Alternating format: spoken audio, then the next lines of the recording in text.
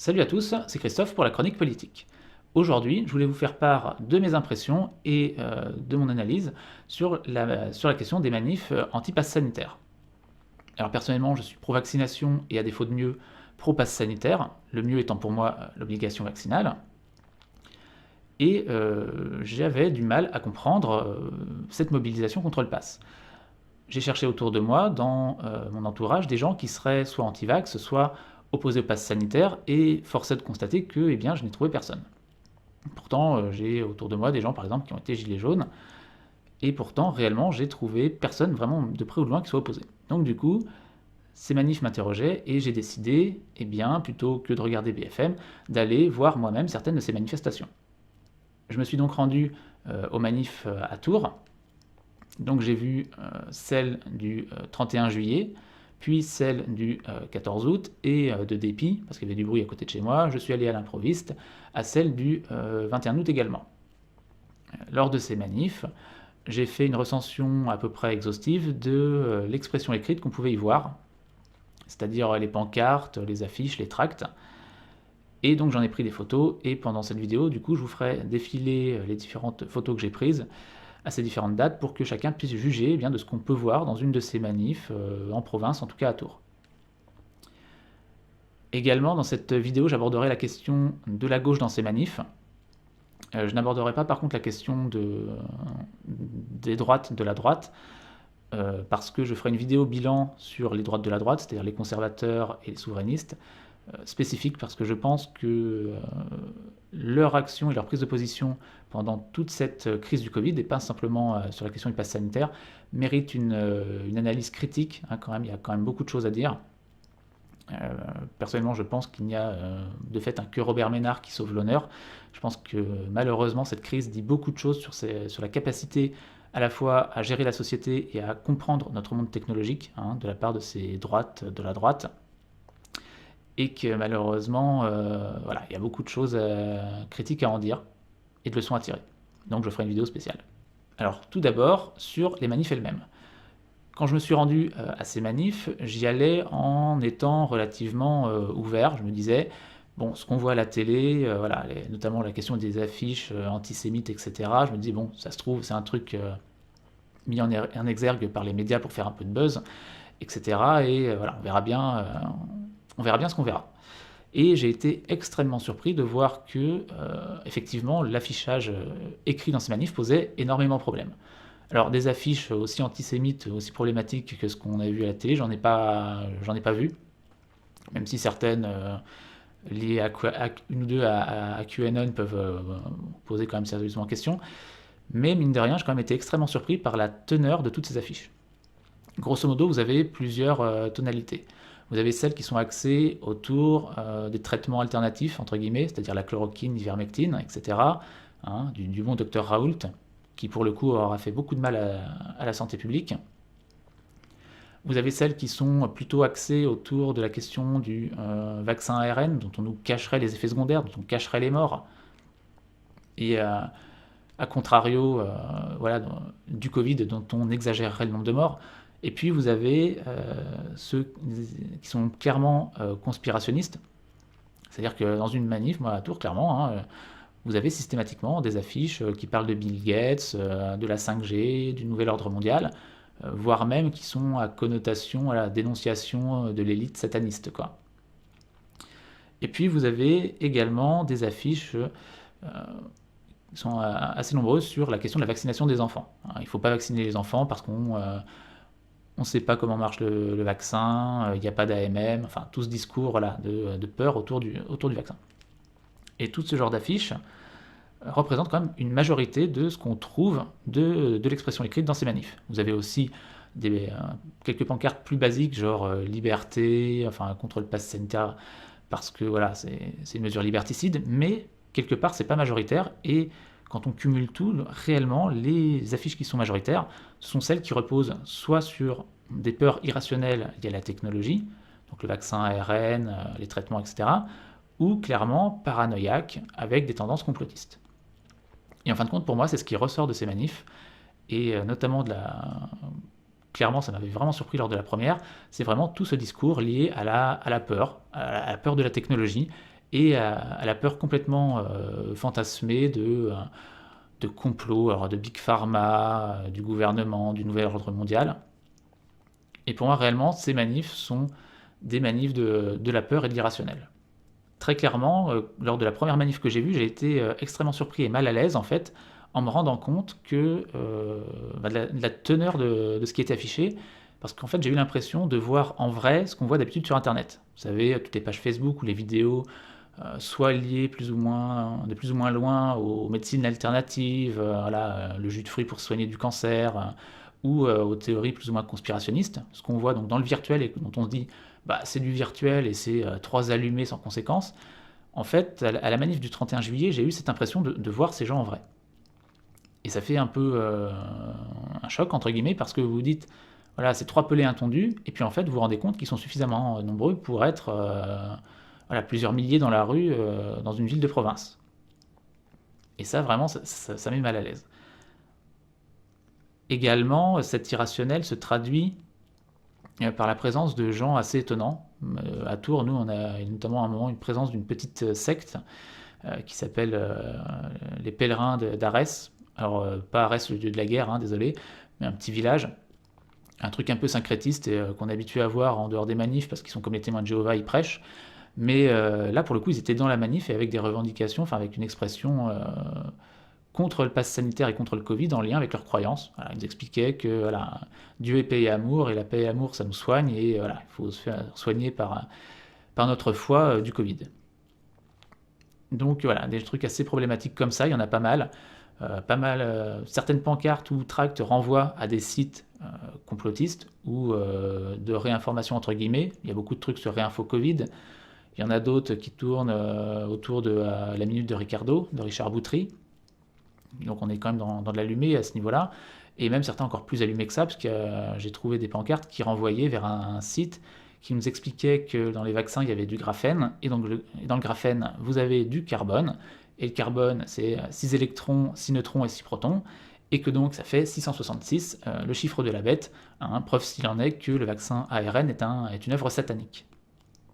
Et voilà, vous trouvez ce genre de choses, et vous tombez donc un peu dénu quand vous voyez ça. Et puis quand vous ajoutez des tracts complètement qui sont un tissu de fake news, quoi, de pseudo-analyse, qui sont des interprétations complètement biaisées de publications scientifiques ou de graphiques.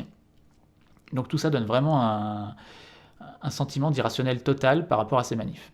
Et ce qui fait que moi, les gens qui sont là juste parce qu'ils sont contre le pass sanitaire, bah, je comprends pas ce qu'ils foutent là, même s'ils sont contre le pass sanitaire. Parce qu'il y a une telle expression d'irrationalité et de fantasme dans toute une partie de ces manifs que je comprends pas qu'on puisse vouloir s'y associer. Voilà, moi j'aurais été encore d'extrême gauche aujourd'hui, jamais je voudrais foutre les pieds dans cette manif, quoi. Enfin, c'est juste pas possible de manifester et donc de donner du crédit à des gens qui vous parlent de trucs satanistes, qui vous dénoncent l'élite pédosataniste, qui vous dénoncent la 5G de Bill Gates. Enfin, je ne comprends pas honnêtement comment des gens qui sont même juste contre le pass sanitaire peuvent s'associer à ce genre de personnes et aller dans ces manifs.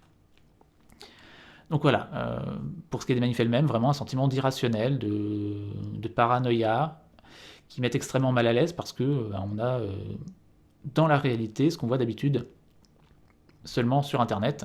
Et en fin de compte, à mon avis, le pass sanitaire, ça a été la bonne excuse qui a permis de cristalliser derrière une revendication qui politiquement peut être entendable, hein, contre un pass qui effectivement a tendance à rogner les libertés individuelles. Et bon, on est en période de crise. Voilà, derrière ce slogan quand même politiquement entendable, ça a quand même permis de cristalliser en fin de compte derrière tout un tas de discours et à mon avis de sphères qui n'étaient pas légitimes jusque-là dans l'expression publique et qui ont trouvé là une bonne excuse pour s'exprimer, notamment toutes les mouvances anti-vax et toutes les mouvances conspirationnistes. Également, certains diront peut-être oui, mais tout ça, enfin tous ces manifs, c'est dû à un manque de pédagogie et d'explication de la part du gouvernement, de la société, etc. Et on ne peut pas en vouloir à des gens de ne pas savoir comment marche un vaccin. Alors, oui et non, parce que quand on va sur Internet et qu'on veut vraiment chercher comment fonctionne le vaccin, si vous allez sur YouTube, il y a des vidéos explicatives pour tous les niveaux scolaires, hein, de gens qui ont arrêté au collège jusqu'à des gens qui ont un bac+5 en biologie. En voyant ces manifs, je pense honnêtement que les gens qui y sont, ce sont des gens qui, à la base, sont pris dans des sphères informationnelles et dans des milieux sociaux où on est déjà dans des milieux irrationnels. Je pense que vraiment, on doit avoir une bonne partie de gens qui sont sur des médecines un peu alternatives ou des croyances un peu... toutes les nouvelles philosophies, développement personnel, etc. Donc des trucs très très irrationnels, et qu'en fin de compte, voilà, le danger que peuvent représenter les vaccins ou un complot de Big Pharma, quelque part, ça tombe pas de nulle part, quoi. Ça vient s'agglomérer à déjà une base de croyances qui sont déjà totalement irrationnelles de base, et voilà, ça ne vient pas de nulle part. Et donc la question, voilà, on n'a pas fait assez de pédagogie, etc. Je pense que c'est se voiler la face. Il faut prendre ces gens pour ce qu'ils sont, à savoir des citoyens responsables et qui ont des croyances qui sont totalement irrationnelles et contre lesquelles malheureusement on peut rien parce que voilà, une croyance s'est enracinée et malheureusement on ne peut pas convaincre tout le monde du bien fondé des vaccins. Donc voilà pour l'impression que me donnent ces manifs en elles-mêmes. Et maintenant, je voudrais revenir sur la question de la gauche dans ces manifs. Alors, dès l'annonce du pass sanitaire, toute la gauche de la gauche, c'est-à-dire de la France insoumise jusqu'aux libertaires, toute la gauche de la gauche s'est mobilisée, au moins par écrit, contre le pass et a appelé à se mobiliser contre lui. Et la réalité, moi pour ce que j'en ai vu sur le terrain, et même ce qu'on peut en voir sur les vidéos d'autres villes, c'est quand même que globalement, l'extrême gauche est absente de ces manifs. Il y a une vraie cassure entre le discours d'un côté et les pratiques de l'autre. Par exemple, sur la manif, alors pour ceux qui découvriraient la chaîne avec cette vidéo, aujourd'hui je me classe plus du tout à gauche, mais à l'origine j'ai été militant d'extrême gauche pendant des années, avant l'apparition de tous les mouvances woke, etc. Et donc je connais l'extrême gauche locale, je sais identifier les gens sans qu'ils aient un badge ou un drapeau à la main. Et force est de constater que l'extrême gauche est extrêmement peu présente dans ces manifs. Globalement, sur celle du 31 juillet, j'ai pu voir 3 ou 4 personnes du NPA et à peu près autant de libertaires. Et c'était à peu près tout. Dans les manifs suivantes, il y avait un peu plus de monde de ce côté-là, et ce qui d'ailleurs leur a permis de faire un petit peu masse, notamment en tête de cortège. Mais globalement, il y a une vraie rupture entre le discours et la pratique. Il y a extrêmement peu de militants d'extrême gauche dans ces manifs. Alors pourquoi ? Plusieurs raisons. D'abord, la première, c'est certainement qu'une bonne partie des militants d'extrême gauche ont un peu le cul entre deux chaises sur cette question sanitaire. L'exemple flagrant, c'est par exemple Guillaume Davranche, un animateur bien connu de l'Union communiste libertaire, qui, dans un thread sur Twitter début juillet, expliquait que dans une société libertaire, il était pour la vaccination obligatoire, parce que la santé publique, c'est une question collective et pas individuelle. Et puis après, il s'est quand même mis à féliciter ses petits camarades qui se mobilisaient contre le pass sanitaire dans les manifs. Donc là, on a l'exemple typique de voilà, quelqu'un qui pense quelque chose, mais probablement parce qu'il y a Macron et puis parce qu'il n'est pas dans sa société idéale, va avoir des positions complètement opposées. Il serait dans une société libertaire, ça ne lui gênerait absolument pas de vacciner tout le monde, mais là, c'est Macron qui est au pouvoir, le pass sanitaire peut être interprété à la fois comme quelque chose de libéral, puisque ça repose sur le choix individuel, et autoritaire, parce que, de fait, on sait bien que ça ampute un peu vos libertés de mouvement si vous ne l'avez pas, et donc ça donne quand même une raison de se mobiliser. La deuxième raison, c'est certainement aussi que beaucoup de gens, quand même, à extrême gauche, se rendent compte que ces manifs ont quand même pas mal d'expressions problématiques et se voient certainement pas manifester à côté de gens complètement irrationnels ou de l'extrême droite. Après, vous avez aussi toute une partie de l'extrême gauche qui a un besoin quasiment vital d'être dans des manifs. C'est-à-dire que vous en avez, ils peuvent, dès qu'ils voient une manif, ils y vont, il faut qu'ils en soient, et il faut que la manif soit de gauche. Il y en a qui ont un besoin atavique d'être dans la rue parce qu'ils estiment être les seuls légitimes. Quand vous aviez la manif pour tous, par exemple, c'était une torture pour les gens d'extrême gauche de voir des gens de droite et qui ne pouvaient pas récupérer dans la rue. Et là, du coup, vous avez une petite partie de cette extrême gauche qui, du coup, voit ces manifs et se sent obligée, même si elle voit bien que les mots d'ordre ne sont pas très compatibles avec son idéologie, qui se sentent obligés d'y aller et d'essayer de donner une coloration, notamment sociale et de gauche, à ces manifs. Alors, je ne sais pas comment ça marche au niveau national. J'ai l'impression que ça prend pas trop, mais en tout cas, nous, au niveau de Tours, maintenant, ils arrivent un petit peu à donner une coloration sociale et de gauche aux manifs anti-pass sanitaire, parce qu'ils utilisent les derniers restes de gilets jaunes qu'ils maîtrisent. Parce qu'en fin de compte, aujourd'hui, tout ce qui reste, c'est quelques gens qui se sont trouvés les gilets jaunes comme lutte existentielle mélangée à des gens d'extrême gauche. Donc ils utilisent ces gilets jaunes pour passer en tête de manif et faire passer leur slogan et du coup avoir une banderole axée sur le social. Alors, c'est quelque chose qui tient pas 5 minutes, puisque quand vous regardez les manifs, bah, vous voyez le cortège de tête, et puis 10-15 mètres après, en fait, vous n'avez plus une seule personne d'extrême gauche, vous avez le cortège normal avec les pancartes complètement perchées. Et d'ailleurs, surtout, Tours, nous, ça cause des problèmes, puisqu'on a aussi un petit groupuscule d'ultra-droite qui existe, un truc purement local, et qui a essayé de prendre la tête de la manif une ou deux fois, ce qui fait qu'il y a des gens qui se sont retrouvés à l'hôpital parce qu'ils se sont tapés dessus avec l'extrême gauche. Mais pour le coup, quand on voit l'expression globale de cette manif, ce petit groupuscule d'ultra-droite serait quand même de fait plus légitime que les gilets jaunes extrême gauche et extrême gauchisés en tête de cortège. Mais bon, en tout cas pour l'instant, il s'agit d'une tentative de récupération qui ne marche pas.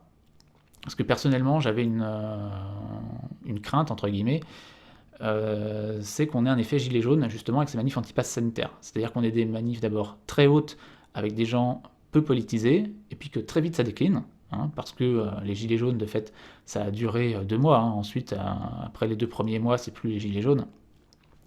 Et que du coup, là, on est pareil, une baisse de la mobilisation initiale, avec ensuite une entrée massive de gens d'extrême gauche qui vont donner une autre coloration aux manifs et axer autour d'autres revendications. Sur Tours, c'est ce qu'ils essaient de faire. Je pense que c'est aussi, quand je vois les pages Facebook, etc., ce qu'ils essaient de faire dans d'autres villes, mais manifestement, ça ne prend pas pour l'instant. Donc cette crainte de voir ce mouvement anti-pass complètement allumé se faire récupérer en partie par l'extrême gauche, pour l'instant, ça ne se concrétise pas. Alors on verra après la rentrée, quand tous les militants seront revenus de leurs vacances au Venezuela ou à Cuba, oui, je troll un peu, on verra à ce moment-là si ça se produit. Mais manifestement, pour l'instant, de fait, les manifs sont tellement axés sur des discours qui sont opposés à une partie des discours d'extrême gauche que voilà, les militants ne viennent pas. Donc fatalement, ça protège de fait ce mouvement de la récupération par la gauche. Donc voilà pour ces manifs. En résumé, pour moi, elles sont basées sur une peur irrationnelle, une paranoïa et une incompréhension totale des sciences et techniques qui régissent notre monde aujourd'hui. Et je pense que vous soyez de gauche ou de droite, vous n'avez absolument aucun intérêt à participer à ces manifs, du moins si vous aspirez à gouverner un jour.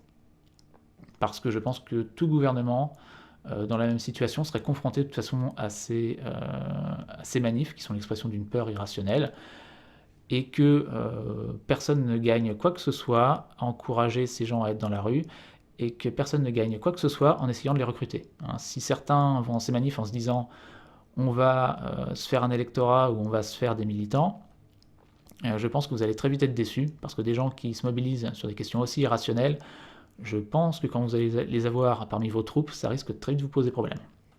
Donc voilà, si cette vidéo vous a intéressé, n'hésitez pas à la partager. Pour ce qui est de la vidéo sur le bilan critique des droites dans cette crise du Covid, ça viendra un petit peu plus tard.